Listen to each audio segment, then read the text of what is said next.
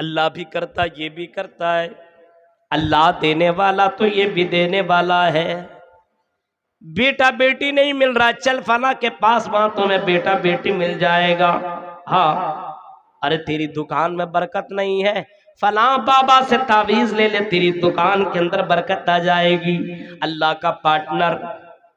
का पार्टनर लोगों ने कई लोगों को बना करके इस दुनिया में रखा हुआ है। ये सबसे बड़ा पाप है और सबसे बड़ा गुनाह है। अंता जअल लिल्लाहि निद्दन व हुवा खलक़का, ये सबसे बड़ा पाप है कि अल्लाह को छोड़ करके किसी और की इबादत हो, किसी और को पार्टनर समझा जाए, किसी और की पूजा की जाए, किसी और के ऊपर तवक्कुल और भरोसा किया जाए।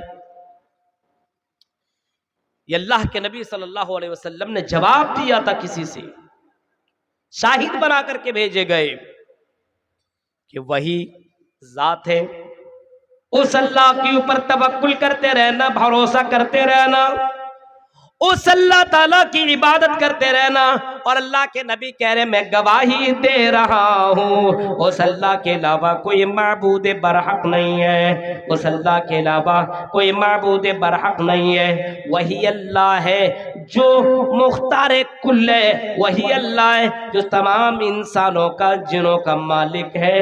दुनिया के अंदर जितने भी मखलूक हैं, उन तमाम मखलूकात का रब वही है। उसी अल्लाह की इबादत करो, भक्ति करो, पूजा करो, उस अल्लाह के अलावा कोई माबूद बरहक नहीं। जिस दौर में मोहम्मद रसूलुल्लाह आए थे, उस दौर का आलम है। हिंदू धर्म के किताबों के अंदर बहुत सारी बातें आई है, लेकिन इस वक्त इतनी रात को वो सब सारी बातें नहीं बोलूंगा। और मुझे मालूम है मुझे क्या बोलना है। बहुत से लोगों ने कुछ बातें मुझे बताई कि मौलाना ये सब बातें आप महामदंधकारम नाशम, मोहम्मद जिस दौर के अंदर आए, उस दौर के अंदर अंधेरा था लोगों में। अंधकारम नाशम व मोहम्मद अंधेरों को खत्म करने वाला बना करके भेजे गए, अंधेरों को मिटाने वाला बना करके भेजे गए। इससे बढ़कर के अंधेरा क्या हो सकता है?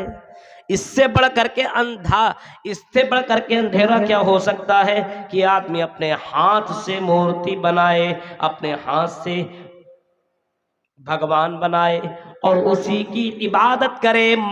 उसी मक्का की सरजमीन का बयान किया जा रहा है, उसी खाना काबा का वो मंजर बयान किया जा रहा है। उसी खाना काबा के अंदर एक नहीं, दो नहीं, तीन नहीं, बल्कि 360 मूर्तियां रखी हुई थी। मूसा, उसी खाना काबा के अंदर इस्माइल अलैहिस्सलाम की भी मूर्ति है, इब्राहिम अलैहिस्सलाम की भी मूर्ति रखी है, और उसी खाना काबा के अंदर मरियम अलैहिस्सलाम की भी मूर्ति है। और इन मूर्तियों की पूजा और पाठ और इनकी इबादत हो रही है। मोहम्मद रसूलुल्लाह सल्लल्लाहु अलैहि वसल्लम के जरिए से जब अल्लाह तबारक व तआला ने मक्का को फतह कराया, उस वक्त इन मूर्तियों को उसे खाना काबा से हटा दिया गया और अल्लाह के नबी आयत पढ़ते हुए उन मूर्तियों को खत्म कर रहे हैं। जा अल हक व ज़हक़ल बातिल इन्नल बातिल कान ज़हूक़ा, हक आ गया और बातिल मिट गया, और बातिल तो मिटने ही वाला था,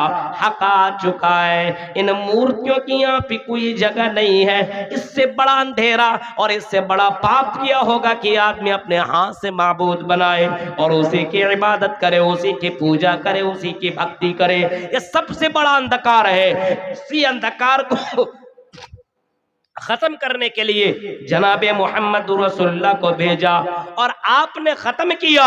23 साल जिंदगी के अंदर आपने इन तमाम चीजों को खत्म करने की कोशिश की और बाकायदा आपने खत्म कर दिया। मोहम्मद रसूलुल्लाह का वफात का वक्त आया, आप जब इस दुनिया से जाने लगे, फजर के वक्त आपकी जिंदगी में आखिरी नमाज पढ़ी जाने लगी। आपने पलट करके अपने हुजरे का पर्दा उठाया और आपने देखा मेरी उम्मत अल्लाह की इबादत कर रही है। अल्लाह ताला की इबादत करने वाली ये उम्मत है कि नहीं है, जरा देखो।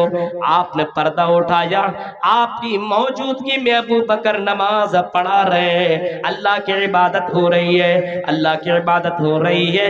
अल्लाह के नबी सल्लल्लाहु अलैहि वसल्लम खुशी के मारे आपका चेहरा चमक उठा।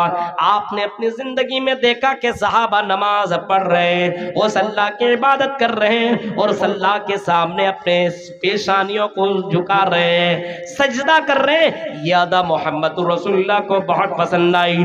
जिस काम के लिए मुझे भेजा गया था शाहिद बना करके, वाकई मैंने गवाही दी और मेरी गवाही लोगों ने मानी कि हाँ अल्लाह ही उसी की इबादत होनी चाहिए और अल्लाह ताला की इबादत लोग कर रहे हैं। मोहम्मद रसूलुल्लाह शाहिद बना करके भेजे गए कि हाँ एक अल्लाह है और उस अल्लाह के अलावा कोई दूसरा अल्लाह नहीं है, उस अल्लाह के अलावा कोई पूजा योग नहीं है, उस अल्लाह के अलावा कोई इबादत के लायक नहीं है। मोहम्मदन कारम नाशम, उस मोहम्मद को अंधेरों को खत्म करने वाला बना करके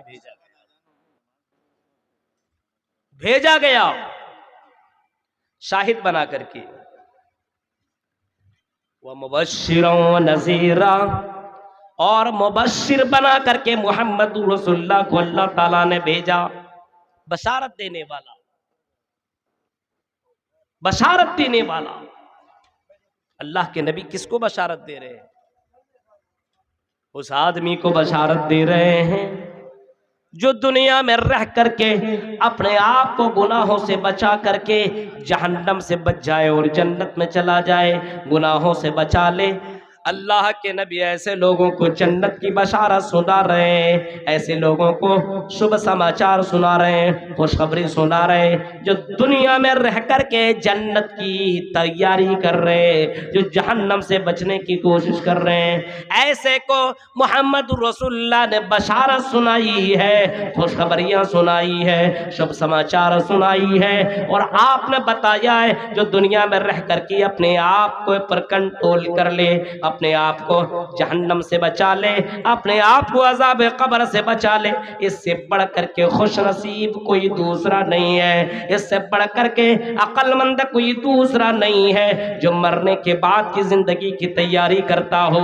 अल-कय्यिसु मन दाना नफ्सहु व अमिल लिमा बादल मौत, इससे बड़ा चतुर और इससे बड़ा चालाक दुनिया में कोई दूसरा नहीं है जो मरने के बाद की जिंदगी की तैयारी करता हो, मरने के बाद की जिंदगी की तैयारी करता हो कि हाँ एक जिंदगी है और इस जिंदगी के बाद उस जिंदगी के अंदर हमें जाना है, हमारे बच्चों को जाना है, हमारे फैमिली और हमारे घर वालों को जिंदगी के अंदर जाना है।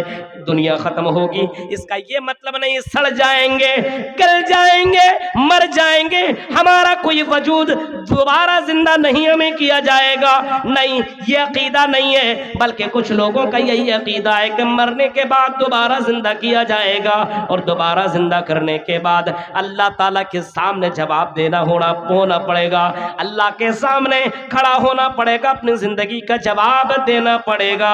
मेरे प्यारे साथियों, इसी वजह से वो गुनाहों से बचने की कोशिश करते हैं। कुफारे मक्का क्या कहा करते थे?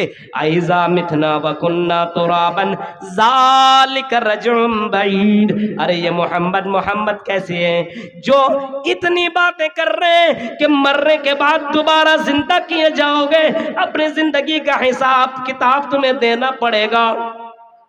ये कैसे मोहम्मद हैं और कैसे ऐसा मितना वकुन्ना तुराबा, जब हम मिट्टी में मिल जाएंगे, सड़ जाएंगे, गल जाएंगे, जब हम तबाह व बर्बाद हो जाएंगे। ऐसा मितना वकुन्ना तुराबा ज़ालिका रजुम बईद, हम दोबारा जिंदा कैसे किए जाएंगे? ये तो बहुत दूर की बात है। इंसान सड़ जाए, गल जाए, मिट्टी में मिल जाए, ये कैसे पॉसिबल है कि दोबारा अल्लाह ताला जिंदा करेगा और हमारी जिंदगी का हिसाब लेगा?